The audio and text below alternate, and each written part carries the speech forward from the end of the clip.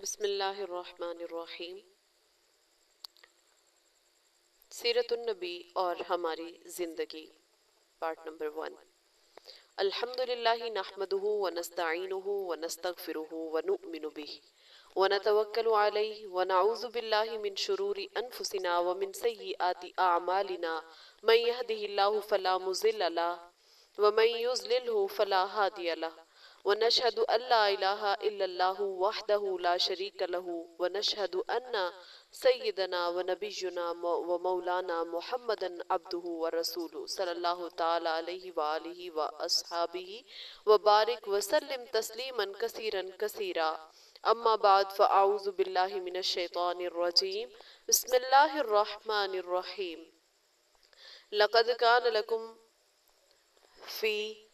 لقد كان لكم في رسول الله أسوة حسنة لمن كان يرجو الله واليوم الآخر وذكر الله كثيرا۔ سورة الأحزاب 21۔ آمنت بالله صدق الله مولانا العظيم وصدق رسوله النبي الكريم ونحن على ذلك من الشاهدين والشاكرين والحمد لله رب العالمين۔ آپ کا تذکرہ باعث سعادت۔ 12 ربیع الاول ہمارے معاشرے، ہمارے ملک، خاص کر بر صغیر میں باقاعدہ ایک جشن اور ایک تہوار کی شکل اختیار کر گئی ہے۔ جب ربیع الاول کا مہینہ آتا ہے تو سارے ملک میں سیرت النبی اور میلاد النبی کا ایک غیر متناہی سلسلہ شروع ہو جاتا ہے۔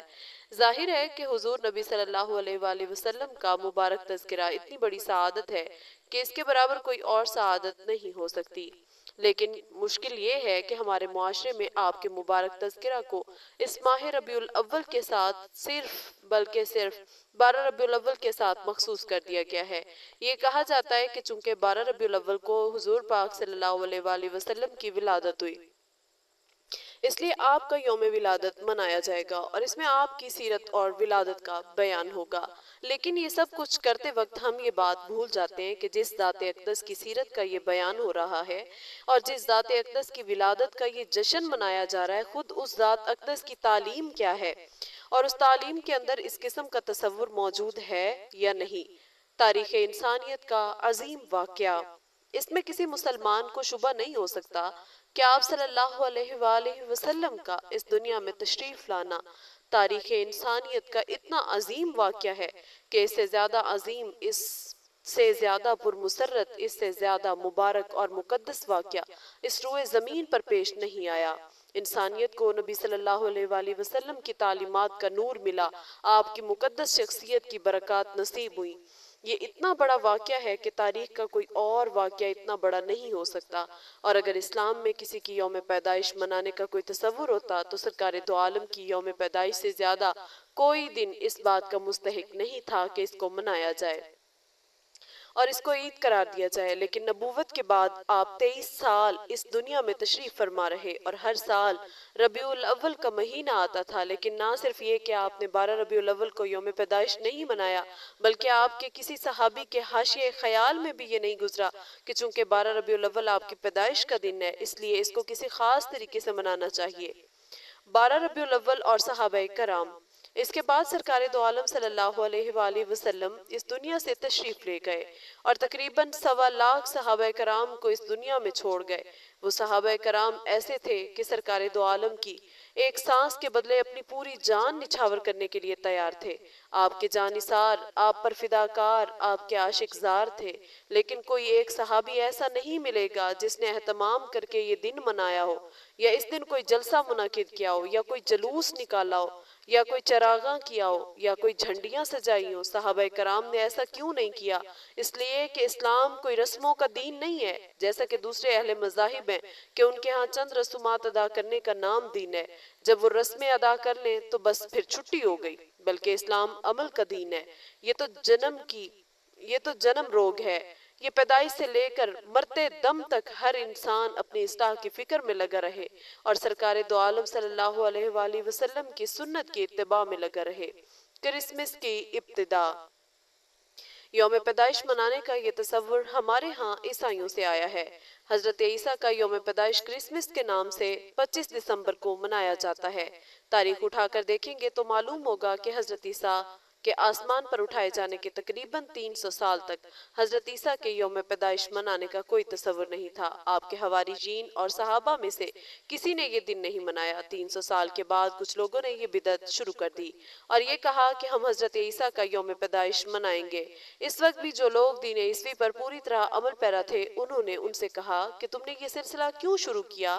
حضرت عیسیٰ کی تعلیمات میں تو یوم پیدائش منانے کا کوئی ذکر ہی نہیں ہے۔ انہوں نے جواب دیا کہ اس میں کیا حرج ہے، یہ کوئی ایسی بری بات تو نہیں ہے، بس ہم اس دن جمع ہو جائیں گے اور حضرت عیسیٰ کا ذکر کریں گے، ان کی تعلیمات کو یاد دلائیں گے اور اس کے ذریعے سے لوگوں میں ان کی تعلیمات پر عمل کرنے کا شوق پیدا ہوگا، اس لیے ہم کوئی گناہ کا کام تو نہیں کر رہے۔ چنانچہ یہ کہہ کر یہ سلسلہ شروع کر دیا۔ کرسمس کی موجودہ صورتحال۔ چنانچہ شروع میں تو یہ ہوا کہ جب 25 دسمبر کی تاریخ آتی تو چرچ میں ایک اجتماع ہوتا، ایک پادری صاحب کھڑے ہو کر حضرت عیسیٰ کی تعلیمات اور آپ کی سیرت بیان کر دیتے۔ اس کے بعد اجتماع برخاست ہو جاتا، گویا کہ بے ضرر اور معصوم طریقے پر یہ سلسلہ شروع ہوا۔ لیکن کچھ عرصہ گزرنے کے بعد انہوں نے سوچا کہ ہم پادری کی تقریر تو کرا دیتے ہیں، مگر وہ خوش قسم کی تقریر ہوتی ہے جس کا نتیجہ یہ ہے کہ نوجوان اور شوقین مزاج لوگ تو اس میں شریک نہیں ہوتے۔ اس لیے اس کو ذرا دلچسپ بنانا چاہیے تاکہ لوگوں کے لیے دلکش ہو، اور اس کو دلچسپ بنانے کے لیے اس میں موسیقی ہونی چاہیے۔ چنانچہ اس کے بعد موسیقی پر نظمیں پڑھی جانے لگی۔ پھر انہوں نے دیکھا کہ موسیقی سے بھی کام نہیں چل رہا، اس لیے اس میں ناچ گانا بھی ہونا چاہیے۔ چنانچہ پھر ناچ گانا بھی اس میں شامل ہو گیا۔ پھر سوچا کہ اس میں کچھ تماشے بھی ہونے چاہیے، چنانچہ ہنسی مذاق کے کھیل تماشے ہونے لگے۔ ہوتے ہوتے یہ ہوا کہ وہ کرسمس جو حضرت عیسیٰ کی تعلیمات بیان کرنے کے نام پر شروع ہوا تھا، اب وہ عام جشن کی طرح ایک جشن بن گیا، اور اس کا نتیجہ یہ ہے کہ ناچ گانا، اس میں موسیقی، اس میں شراب نوشی، اس میں قمار بازی، جوا، اس میں گویا کہ اب دنیا بھر کی ساری خرافات کرسمس میں شامل ہو گئیں۔ حضرت عیسیٰ کی تعلیمات پیچھے رہ گئیں۔ کرسمس کا انجام۔ اب آپ دیکھ لیجئے کہ مغربی ممالک میں جب کرسمس کا دن آتا ہے تو اس میں کیا طوفان برپا ہوتا ہے۔ اس ایک دن میں اتنی شراب پی جاتی ہے کہ پورے سال اتنی شراب نہیں پی جاتی۔ اس ایک دن میں اتنے حادثات ہوتے ہیں کہ پورے سال اتنے حادثات نہیں ہوتے۔ اسی ایک دن میں عورتوں کی عصمت دری اتنی ہوتی ہے کہ پورے سال اتنی نہیں ہوتی، اور یہ سب کچھ حضرت عیسیٰ کے یوم پیدائش کے نام پر ہو رہا ہے۔ میلاد النبی کی ابتدا۔ اللہ تعالیٰ انسان کی نفسیات اور اس کی کمزوریوں سے واقف ہے۔ اللہ تعالیٰ یہ جانتے تھے کہ اگر اس کو ذرا سا شوشہ دیا گیا تو یہ کہاں سے کہاں بات کو پہنچائے گا۔ اسی واسطے کسی کے دن منانے کا کوئی تصور ہی نہیں رکھا۔ جس طرح کرسمس کے ساتھ ہوا، اسی طرح یہاں بھی ہوا کہ کسی بادشاہ کے دل میں خیال آ گیا کہ جب عیسائی لوگ حضرت عیسیٰ کا یوم پیدائش مناتے ہیں تو ہم حضور کا یوم پیدائش کیوں نہ منائیں۔ چنانچہ یہ کہہ کر اس بادشاہ نے میلاد کا سلسلہ شروع کر دیا۔ شروع میں یہاں بھی یہی ہوا کہ میلاد ہوا جس میں حضور کی سیرت کا بیان ہوا، کچھ نعتیں پڑھی گئی، لیکن اب آپ دیکھ رہے ہیں کہ کہاں تک نوبت پہنچ چکی ہے۔ یہ ہندوانہ جشن ہے۔ یہ تو حضرت اقدس کا معجزہ ہے کہ 1400 سال گزرنے کے باوجود الحمدللہ وہاں تک ابھی نوبت نہیں پہنچی جس طرح عیسائیوں کے ہاں پہنچ چکی ہے۔